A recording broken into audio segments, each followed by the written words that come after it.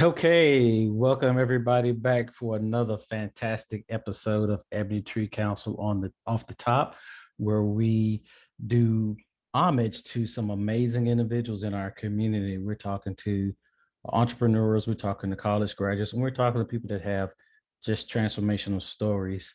And today you're in for a treat. We are talking to Miss Kanesha Williams. She is an amazing entrepreneur, chef, and we're gonna have a little fun with this. So, how you doing today, man? I am doing fantastic. How about you? I'm doing well. I'm doing well. Thanks for asking. And we are truly humbled that you get a chance to give us some of your time. We know that you're quite busy, and so we do truly appreciate it. I just want to make sure I put that out there to begin with. Okay. Okay, thank you so much. This is actually my very first interview, so I'm ready. Oh, you're gonna do well, man. You're gonna do well. This is gonna be great.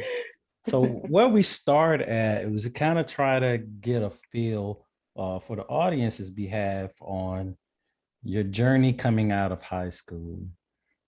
So if you would mind, we can start with that. How was it for you making the transition from high school to the next stage of your life? Oh, goodness. I want to say it definitely, it was an eye opener because, getting out into the world, especially at the tender age of 18, Hmm. you don't know what's next. You don't know what's coming like towards you. So I want to say, I remember after graduation, I remember just hiding out in my mother's house. And she finally, came up to me. She was just like, look, she was like, I'm giving you an ultimatum. Either you get a full-time job or you go to college. Hmm. And I was just like, okay, that's okay. I think I'm gonna go to college because working full time, that wasn't something I was looking forward to. So I decided, let me just, go ahead and try to apply to some colleges and see, what happened. Granted, I didn't put any effort into high school until the very end Mhm. because, senior year, you're trying to get up out of there. Yeah. And that was like my own fault. Mhm. So I definitely want to say I did try applying to Augusta Tech. I didn't get in, Mhm. but um, I figured, okay, maybe, it could be my GPA, it could be something. But it was because, their culinary program, they were just getting started and it wasn't, long enough. Oh, I see. So, yeah. So I remember, just driving up and down Washington Road and I remember seeing, Helms College and I'm like, what is that? And I remember seeing like a restaurant next to it and I'm like, okay, I don't know what pushed me to do it that day. Like one day I just got up and I was just like, I think I'm gonna go check out Helms College and see what they have to offer. And I remember going in there, filling out a college application, and next thing you know, they start talking about financial aid and everything. I'm like, wait, hold on, did I get in? Like, did I get in? Like, I need to Yeah. know if I have been accepted before we get any further down the road. So when I was accepted, I remember calling my mom and I was like, Mom, I was like, I got into college. She was just like, oh my goodness. She was like, so what are you going for? And I told her culinary, and it was like this very long pause on the phone. Oh And I was like, no. uh-oh. I was like, uh-oh. Mom, Mom, are you there? And she was just like, culinary. I said, yes, ma'am. Mhm. like, is there something wrong? And she was just like, oh, I thought thought you would have went for, to be a pharmaceutical technician or, an RN or something. I'm like, Mama, that's not me. That's not Mhm. me at all. And you know it. So that that was the basis of it. It definitely I can say that college has definitely shaped me to a certain point where I can handle things that were thrown at me. Oh yeah, that's a nice segue. I'm gonna get right on that. Hold your thought right there for a second though, because I want to come back to some things you said earlier, and there was some really interesting points there. One of which was, you had that environment that was a little nurturing that allowed you to, take your time making a decision after high school. And so that's Mm-hmm. very important that And it sounds like you still have a relationship with your mom today. Oh yes. It's nurturing as well. So that's a beautiful thing to be able to have that, to get us launched. But the other thing I did hear you say was, just like a lot of our our high school kids do, sometimes unless somebody impresses upon them a certain kind of rigor with life after high school, it doesn't get real until your junior year, for some Mm-hmm. people, and some people not till the senior year. And I think that's very important for us to kind of highlight there. So thank you for bringing that to the forefront. Of And course, now absolutely. you mentioned that college changed you. Yes. So with that being said, I want to put it out there. Like college, um, it can make or break you. That Mhm. is just the God honest truth right there. It can make or break you. I've witnessed some culinary students walk out within a day because they couldn't make a stock correctly, or they couldn't make a soup correctly, or they didn't know the five mother sauces. And please don't ask me about the five mother sauces. It's been a hot minute. Just spare me, please. Oh It's been yeah, a I know hot all minute about since that. so I remember sitting in, my very first Serve Safe class. And I remember it was 18 of us when we first started. And like just seeing the amount of people walk out because they felt like they couldn't do it. Mhm. I'm like, that is just mind blowing. And it's absolutely heartbreaking at the same time because we went from 18 students to down to maybe like 12, maybe 10, Mm. because they felt like they could not do it. And, granted, I did feel like one of those students for a hot second. I did feel like one of those students, especially when I failed the Serve Safe the first time. But I did psych myself out. So I can take, blame for that. I Mhm. psyched myself out because I was sitting up here over analyzing and just overthinking the entire process when pretty much everything, all the information that I needed was given to me. Mm. And I'm looking in other directions for answers when it was just literally sitting right there in front of me. Man, that's amazing. That's amazing. And you hit on a few things there in particular. Sometimes we have self-doubts that we allow to defeat us, but there was something for you that kept you focused and kept you moving forward. What in your opinion would you say that was that kept you focused and willing to take that challenge on? The outcome, Mm. just hearing the word chef in front of my name, I'm just like, I want that title. I'm going to get Nice. that title. Mhm. And not only that, just to actually be a walking testimony.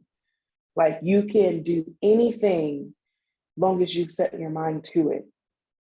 Like everybody knows Augusta has that boomerang effect on people. They expect for you to be back at your mama's house in 6 months. And I had not heard that before. I love it. mhm, Boomerang. yes, absolutely. Augusta has a boomerang effect on people. I remember, just, after graduating high school and, seeing everybody go off to, Atlanta, Virginia, Charlotte, and then literally a year later, they're back home. Mm. And that was another thing that had, motivated me, was to actually uh, ignite that passion that was within me Mm. to be, to be a chef. And I've always wanted to be a chef since I was 7.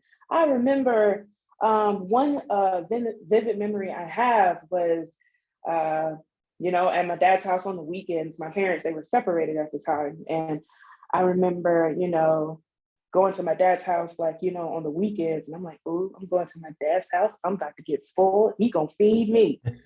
So I remember, waking up one Saturday morning and he took me into the kitchen, just, propped me on the counter. And I just sat right there and just watched him in complete awe of how, he was multitasking everything that he was making. And I'm just sitting there with my little stiff ponytails and my one tooth missing, just like, oh, I want to do that. Nice. Nice. Nice. And I always told my dad, I was just like, Dad, I want to be a chef. Dad, I want to be a chef. And I remember telling my mom, she's like, what you want to be when you grow up? I said, a chef. And she was just like, no, no.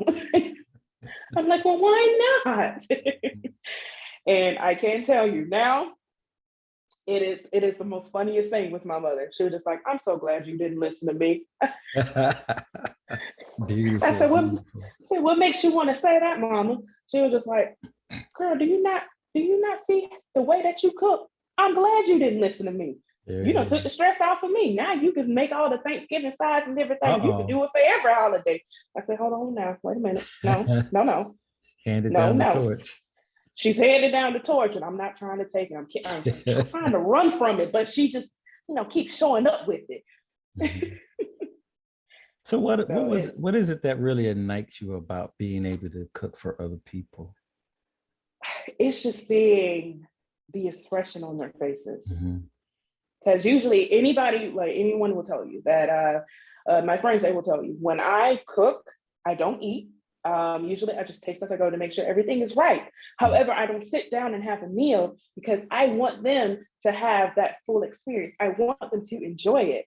Mm-hmm. And, I would just sit there. And it's the funniest thing because I would, make like one plate for presentation, take a few pictures. And then I would hand one of them a plate and I would just sit up there like this and just stare at them until they actually take that first bite. And then just to see their body language and their facial expressions, that lets me know that I did my job. Fantastic. Fantastic. So what would you say was the toughest lesson you had to learn while you were at Helms College? Learning how to take constructive criticism and learning how to take rejection. Those were the top two for me. Those were definitely the top two for me, especially rejection, because I'm not going to say I can be sensitive. I know I am sensitive when it comes to my craft. And if you tell me, no, I don't want that, or no, that isn't right, it honestly hurt me a little bit because I am my biggest critic. I am a perfectionist. I am all about perfecting my craft. And I know that there is, room to, expand, your knowledge and everything. But I want to say when it came to the rejection part, I didn't know how to handle it. I would cry every single time my chef would tell me something's not right. I'd be like, could you excuse me for a moment? I'm going to go get some air. But meanwhile, I'm in the bathroom just like, I don't know what I'm doing wrong. like I was always that person. And, one day, I want to say his name, was it Chef LaFrance? Yeah, it was Chef LaFrance. And, he was always, stern, and everybody would just, tense up when we see him. And one day he saw me out in the hallway and he was just like, look, we are not here to berate you. We are here to build you to your best ability. He was just like, you have that passion within you. It just needs to be ignited. Stop being so afraid of everything that is thrown at you. He was just like, you're going into an industry where women, mostly women, are the first ones to just break before anything else, before men in general. He was just like, so just take that and always remember. He was just like, you have to always learn how to take constructive criticism, because if you don't, you won't get far. He said, then you're gonna want to understand, like, why am I having so many shortcomings? Oh, maybe it was that lesson that, Chef LaFrance was trying to teach me. That's amazing. So, yeah. So his name was David LaFrance, and I don't know where he is, but I am definitely sharing this podcast. So if he just happened to come across it, Chef LaFrance, thank you for that motivation, and I greatly appreciate it. Yes, indeed.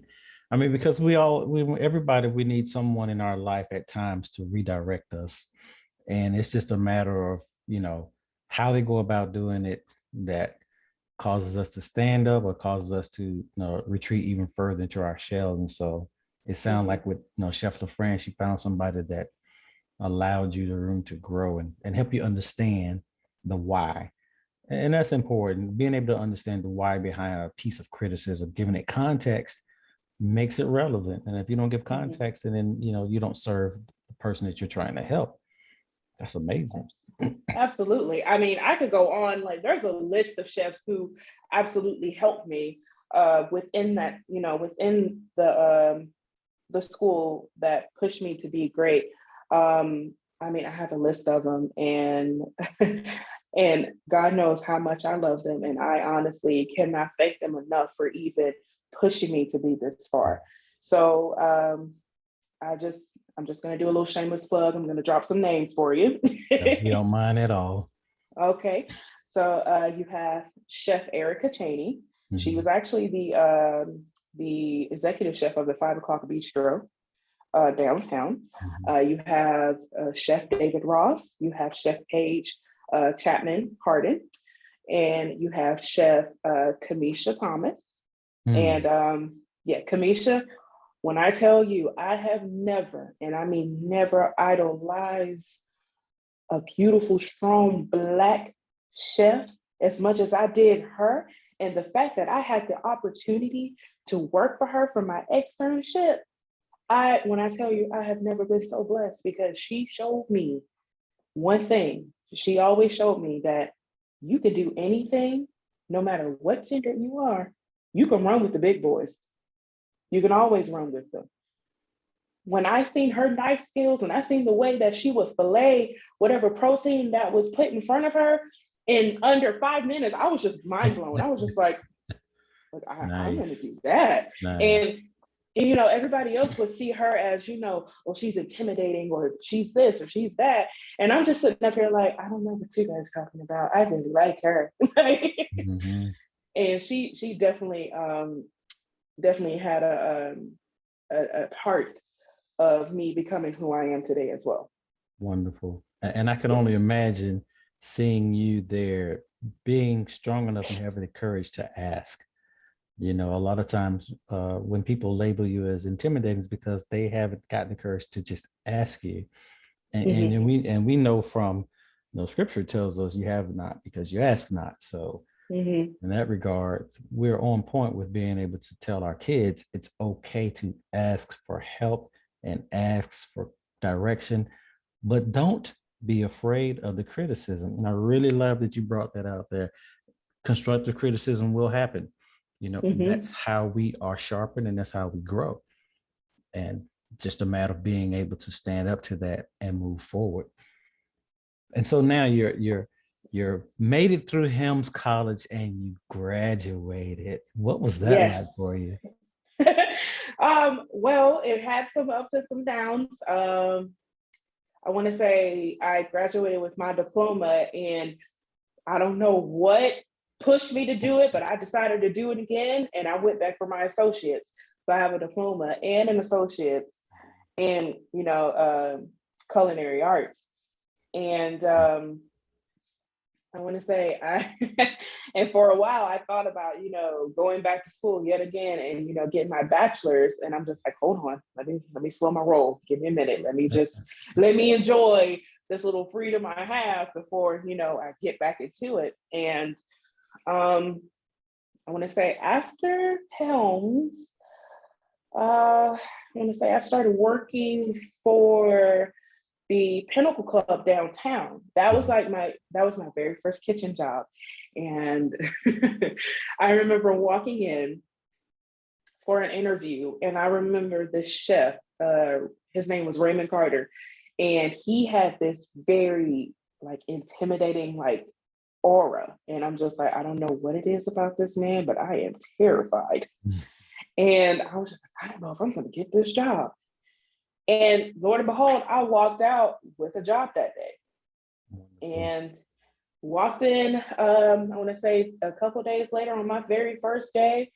And mind you, no kitchen experience whatsoever. I walked in, he was like, hey, I need you to go ahead and sear the trout for tonight's service. And I'm like, wait, hold on. I was like, What? can I at least like tell you what I know? No, there's no time for that. We need to get you on the line. And I'm like, like, hold on. Like I just started spazzing and I'm like, okay, hold on. Like, calm down. Like, get Walk yourself right together, into the Kanesha. fire. Wow. Walked right into it. Walked right into it. Definitely something I can tell you. I definitely walked right into it instead of, being coddled. Um, I definitely walked right into it. Now with Helms, I'm definitely not going to knock them for, their courses or anything. Everything we learned was based in quarters. So we Mhm. always had, quarterly courses.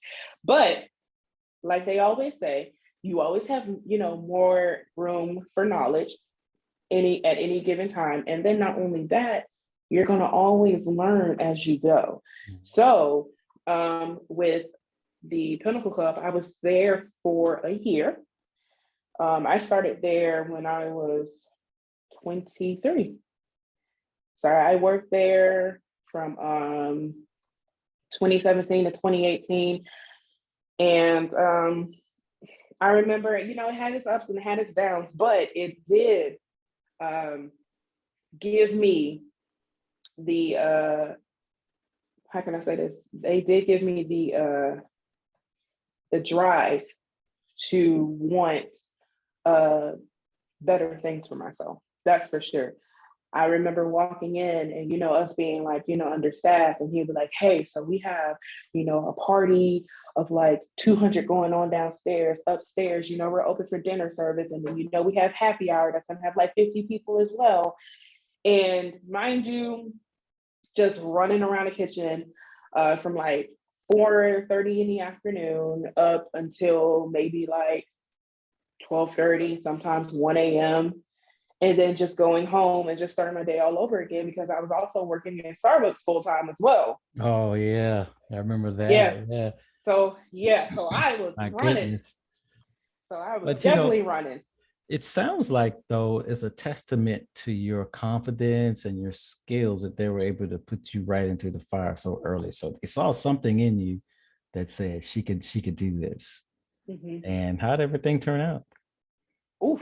Well, everything, it turned out okay for the most part, but then when it started to take a toll on my mental health, I was like, okay, it's time for me to go.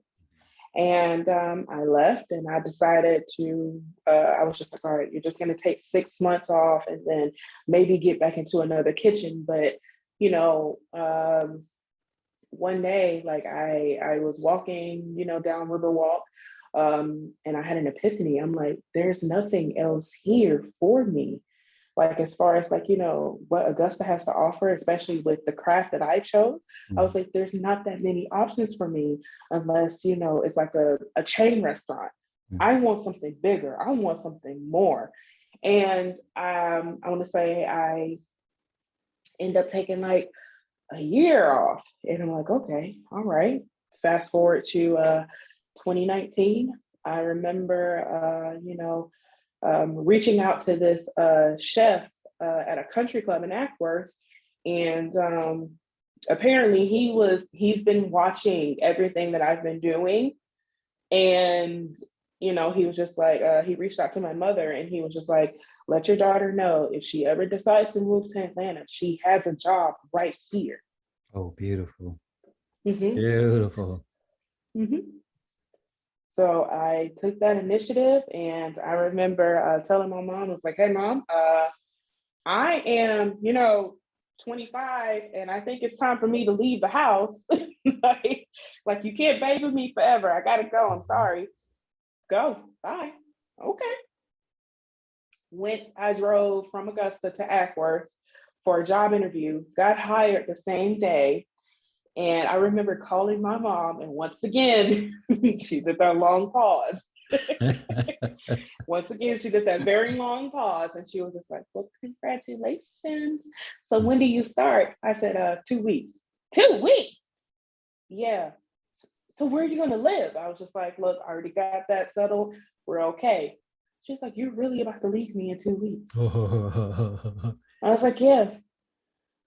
I don't know how I feel about this. I'm like, you should be happy for me at least. Like, She I wasn't am ready happy. for It's just, the yeah, for the bird exactly. to She leave the wasn't. nest. Okay.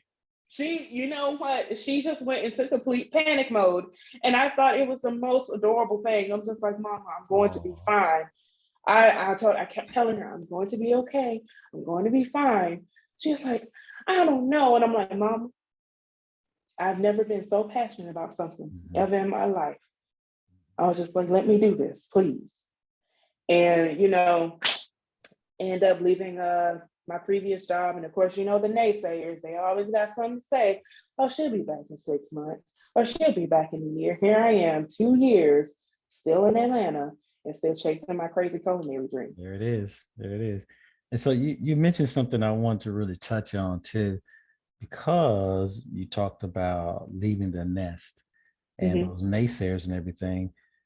I'm just kind of curious, how close did your uh, internal emotions match what you were sharing with your mom in terms of your confidence and everything? Did your internal emotions match that? No. No. I was absolutely terrified of change. Mhm. Uh, this was like this was like a huge step that I've ever taken in my life. I'm like, I'm literally, walking out here on faith with the little confidence I have. And I mean, I didn't have that much. And I can say, after being here for so long, I feel invincible. And I feel like nothing can't stop me. Nothing can stop me, especially with the knowledge that I have. Nothing can stop me. Yeah, I Nothing at wrote all. I wrote down something earlier before we got on. You said young and hungry. Yes, I really exactly. love it. Yes, sir. I am young, I am hungry, and I am passionate about what I do. I love to create. Mhm. I love to create. Like without creativity, like what is passion? And sometimes people get a spark of creativity, but then they allow the outside world to kind of push that back inside of them, and they turn Yep. around and turn inside and they kind of withdraw. But I haven't seen any of that in you. It seems like you're thriving on everything that's happening there for you in Atlanta. Absolutely. I mean, for so many years I sit up here and I listen to other people's because I'm big on opinion. Like I've always, valued everyone's opinion. But I want to say up until like a few months ago, I'm just like, look, I value your opinion, but it's not needed right now. Mhm. Because it took me a while to realize at the end of the day, I am only living for me and me only. Yes. They don't have to take care of anything that is in my name. I do. They don't have to talk the talk or walk the walk that I have. It's me. All of this is me, 100% me. All they have to do is worry about their lives, not That's mine. right. That's right. So, as you're reflecting back on your journey now, what would you say to your 15-year-old self in terms of preparation? What I would say to my 15-year-old self, baby girl, hold on, it's just getting started. Just getting started. Hold on, Mhm. it's about to be one hell of a ride. So get ready. Nice, nice. What would you, if anything, would you tell them to do different or do more of? Um, referring to my 15-year-old self. Yes. Okay. Have more confidence, have more faith, and learn how to take rejection Mhm. and learn how to take, once again, constructive criticism. Nice. Yes. I like that those are coming back as a common thread. Really love that. Yes. Appreciate that. So, what's going on in your world right now? Well, what's going on in my world right now?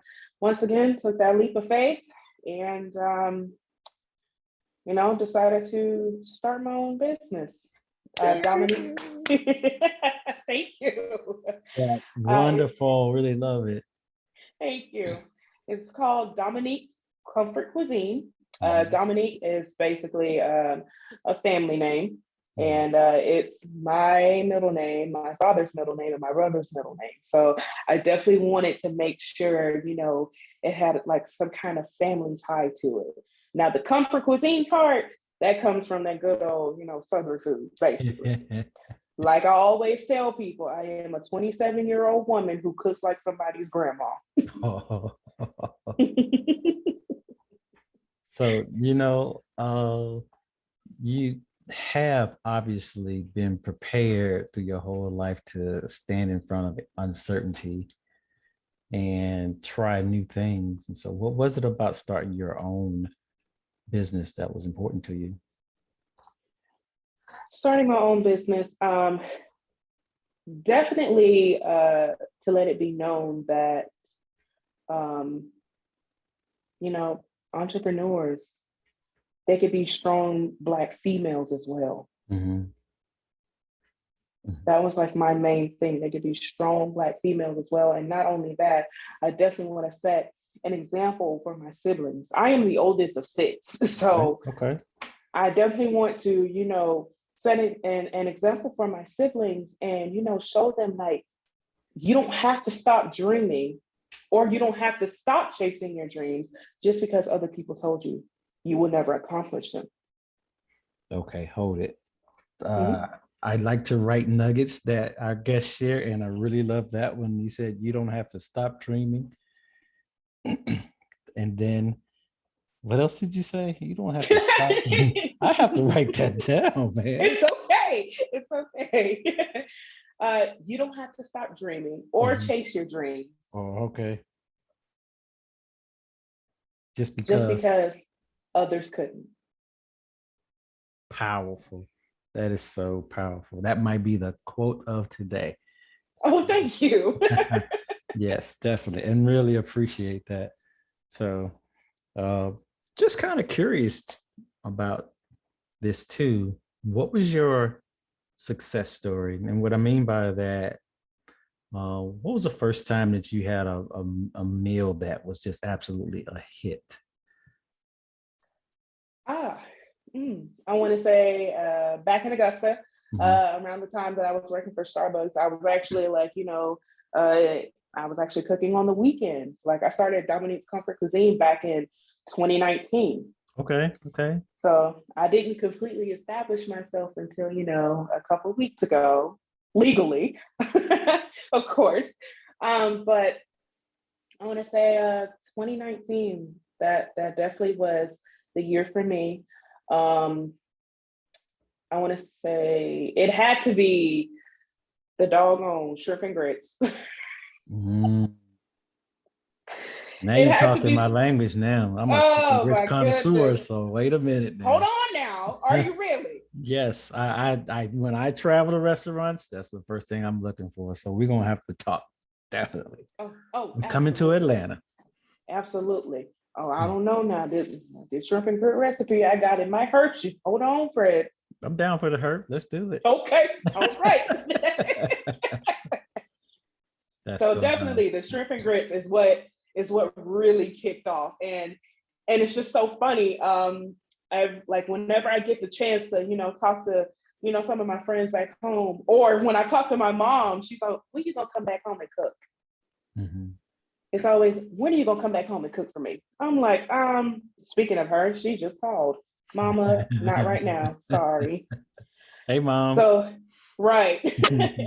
It's always, so when you gonna cook for me? When you coming home? And when you gonna cook for me? I'm like, Mama, what do you want? Like, what do you want for me to cook for you? Shrimp and grits. I said, it's always the same thing. Why? You have your Same favorites. same thing with my friends. You gonna come home and make shrimp and grits? Why? I was like, y'all. I said I can make everything else. I said I can make so many different things. I said, but y'all always want shrimp and grits. Why? I said y'all gonna make me just give up on it. Like I don't even want to make it anymore. Oh, don't say that. Don't say that. I didn't hear you. I did not hear you. It's like I don't want to do it anymore. But definitely that was the one that that put me on for sure. Now here It definitely had to be my desserts. Mm-hmm. At the country club, I was basically, in charge of, making the salads and the desserts. And so I started making, creme brulees, and I will always do like crazy flavors, like a pina colada, bananas Foster. Oh. I did I think it was a white chocolate mousse with a berry coulis, or I did a red velvet bundt cake, or peppermint bark creme brulee, or caramel apple creme brulee. Like I was just doing, random flavors that tied in with the season, or if not, the theme of the menu or whatever else we were doing, and I would just push my desserts that way. Beautiful. Well, I might have to end the interview early because now I'm hungry. Got to go out and get something to eat now. You got me going, okay? So tell the audience now. Now you're an entrepreneur, and you've transitioned to that role, another realm of uncertainty. What was the quickest lesson you had to learn? You're gonna always hear no. Mm-hmm. But just because you hear one no, that doesn't mean is you're down for the count. Mm-hmm. Sometimes one no can mean one yes from the next person. Mm-hmm. You just got to keep pushing and don't let anyone dim your light. Nice. So here we are now, 2021. Mm-hmm. And so what's it going to look like for you a few years from now, say 3 years? 3 years from now, ooh, definitely want Dominique's Comfort Cuisine to be a household name. That's for sure. Digging it. And definitely want that to be a household name. I'm definitely going to see myself on a few billboards. I mean, why not? Shoot, who knows? I may end up, start cooking for Tyler Perry. Oh, really? Love that. Yes. Absolutely. I live 10 minutes away from Tyler Perry Studios. And every time I see that sign, I'm like, I'm coming for you, Tyler. I'm Tyler coming for Perry, you. if you are listening, you have a gym in your backyard, for real, for real. Yes, indeed. So what is it that you have to change about yourself to make all this happen? I have to let go of my fear and definitely let go of my doubt, because I know that I can I can pretty much accomplish anything if I can just let those two things go. Because that was like the main thing that stopped me in the beginning. It was always fear and it was always doubt. So if I leave, am I really gonna make it out here? What if I end up homeless? Like, what about this? What about that? And once again, valuing, other people's opinions, even though they don't have to live the life that I have. And that stopped me as well. But definitely those things. Like I really have to, let go of my fear and let go of the doubt that is, consistently with me, because, just seeing these things about most women, they get into this industry and all they know how to do are just desserts. And I'm like, no, baby, I'm not just desserts. I'm more than just desserts. You have to give me a shot. Better yet, I'll show you better than I can tell you. Nice. Look how much I can produce off the top of my head. I remember working at the country club, and it was just so funny. My former executive chef, he would be like, hey, I need you to come up with an app for the week, and I'm going to need it by Tuesday. And I would just come up with an app on the spot. And he was just like, okay, all right. So we'll just go with that. Yeah, let's do that. Beautiful. I was just like, let's do that. Beautiful. I really like what you shared, and I really appreciate your transparency. And I think it's important for our young people to hear is that, even though we may have a successful journey, there are going to be peaks and valleys. There's going to be time when you feel unstoppable, and there are going to be Mhm. times when you feel like you questioning yourselves about your ability to make it to that next ledge. But as long as you stay consistent and keep believing in yourself, I mean, you Mhm. can do those things. And so, really appreciate sharing that nugget with our audience today. Absolutely, 100%. I am all for people following their dreams. Like I am here for it because I'm just like nothing makes you more happier than chasing that dream that has always been within you. Mhm. Nice. So we're coming towards the closing part of our interview and just have one or two more questions for you. And I really appreciate you hanging in there with us. And Yes, this sir. one is really important for us is what could we do to facilitate young folks going after their dreams of entrepreneurship? Hmm. Ooh, what can you facilitate? I want to say give them an outlet to definitely confide in. That's for Mhm. sure. Okay. Definitely give them an outlet to confide in and let them know that, they are not the only dreamers in this world. Mm, nice. Nice. Really love how you put that very succinct, but full of nutrients. It's like you're not the only dreamers. Love it. Yeah, Love it. you're not the only dreamers in this world. This entire world is full of dreamers. It's just all about pursuing those dreams. And so, during our conversation today, there's been this common thread. I'm just kind of curious. Do you think that's something that affects uh, our youth today in the Black community? Is that confidence thread?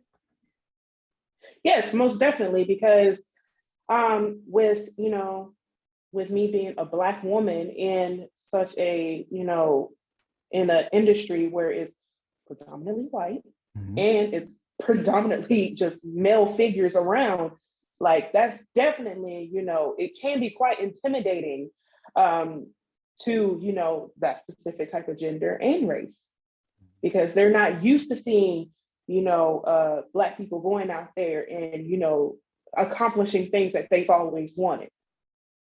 They're so used to the stereotypes. Mm, And it is our duty to break these stereotypes because we know our worth. We know what we are capable of as Black people. We are magical. absolutely. And it is our job to, um, ignite these things, like, pretty much instill these things into the younger generation as well. Yes, you're Black. However, you are magical in your own way. Mhm. You are smart. You are strong. You are beautiful. You are determined. You are blessed and highly favored. You are enough. You are not perfect, but you are divine. Those are the things that we definitely need to instill into our younger generation because right now it's just, what they see on social media, they think you know, that is the dream that they need to pursue. No, that's not it. That's not what you're here for. You're here to live your purpose. So sit back. And if you need to take time to redefine your purpose, then let it be. If that purpose needs to fall into your lap, let it be. Everybody's growth period is different. Like I actually had a conversation with someone not too long ago. I said, everyone's growth period is different. Mhm. Some can go with you, not everybody's meant to go with you. Mhm. And it's your job to focus on you and you only. You can't worry about everybody else because guess what? There's no guarantee they're going to be at the top with you. And that's right there. That's the way I feel about Miss Kanesha dropping knowledge, man. it. And it's so relevant to today. And it's so important that, as you said, our kids hear all of the things that you're sharing. Most importantly, that they have everything within themselves to achieve their purpose. Mhm. Their responsibility is to learn what that purpose is and then go do it. and Exactly. then don't let the naysayers hold them back.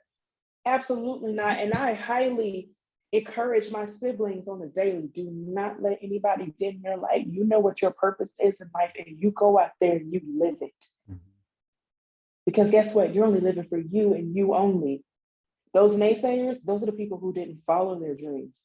They're comfortable with where they are. So they're trying to vicariously live through you, but don't let them. Mhm. Mhm. And so, now we're coming to the end of the interview, and time has just been flying by. Seriously? It's been Oh, a come lot of on. fun. Really have enjoyed taking these few minutes with you and you sharing your knowledge and wisdom to our audience. It has been really, really a treat. Now, what we also ask our guests is that what we do with these podcasts is that we're building a repository so that kids can go and do some research and on the industry and find people who look like them, and if want to talk to them, Mhm. or if the relationship carries it, build a mentoring relationship so that they can, walk in the pathway of someone who they can find that idol that you found at Helms College. Yes. Yes, Wonderful. absolutely. I definitely want to be that idol.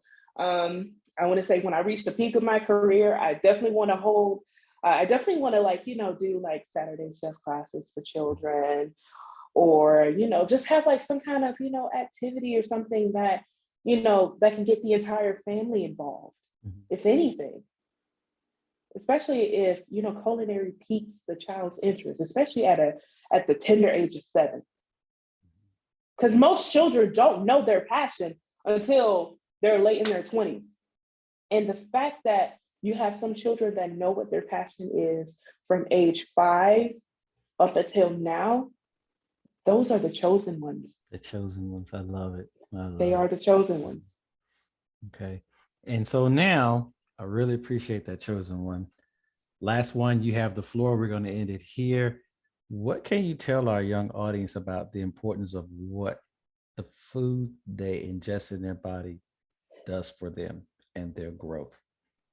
Okay. So with the food that they are consuming now, um, it definitely takes an effect not on the body, but it also takes an effect on the mind as well. Mhm. Little do they know, it alternates something in their brain to make their body feel like it's okay to ingest these things. In reality, it's not. And then I want to say later on in life, you're going to be wondering, why do I feel this way? Before the age of 30, Mm. because you didn't have the proper nutrition as a child. I mean, everybody knows grandma's cooking is where it's at, but however, that sodium, that's the reason why everybody got high blood pressure in the family now. Yeah. And And it's it's just like, I have nothing against that. I was born and raised on it, trust me. that's right. Yeah. But I definitely want the children to know that, and in this day and age, that it is quite important to know what you are putting in your body, especially when it comes to these preservatives. Mm. These artificial flavors, because these things can actually cause long-term health problems and even cancer. And that's what most of these kids don't know. Hmm.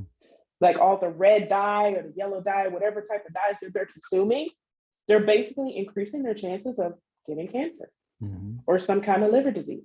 But they're not thinking about these things because they're kids, they see it as sugar. To me personally, I feel like um, sugar, to me, it how can I say it? I'm not saying that it's the cause of ADHD, but I feel like it triggers something within the child that causes them to develop some type of behavior disorder like over time due to the copious amount of sugar that they have been you know given. And just because it's non-GMO, not everything that says organic is really good for you either. Wow. So Yeah, that's for sure. another thing. But it sounds like we're going to have to definitely have another talk where we talk about the wellness and health journey. And we really would like you to come back and talk to us about that once we get into sharing more of that type of information with our kids. but I knew you had a perspective that I wanted to be able to share with the audience about thinking about that right now, especially with the holidays coming up. Mm-hmm. Or by the time people hear this interview, the holidays will have just passed, and things will affect you. You have to be really conscious about what you eat.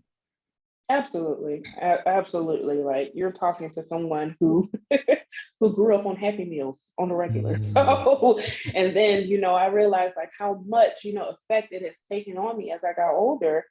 And, with me having younger siblings as well, one of my sisters, she is an advocate for Taco Bell. And I'm like, baby, you can't eat Taco Bell every day. That's just not happening. Like your insides are not going to let you do that. Ain't that the truth? And, That's and the then you have truth. another one. She's all over Zaxby's. I'm like, baby, look, I understand it's chicken, but there ain't enough chicken in the world. Just relax. Well, ladies and gentlemen, you have heard from the amazing Miss Kanesha Williams, entrepreneur, chef, culinary perfectionist, Oh goodness. independent business owner, and soon to be working with Tyler Perry in the Tyler I'm Perry claiming it. Studios. That's right. We're gonna claim it and name it right now. Yes, ma'am. We Claim it are. and name it, Mr. Tyler Perry. If you listening, I'm coming for you, honey. If you're I'm coming listening, for you. she coming for you. That's right. You better watch out. Thank you so much. Thank And you have an you. amazing, amazing day. You too. Okay.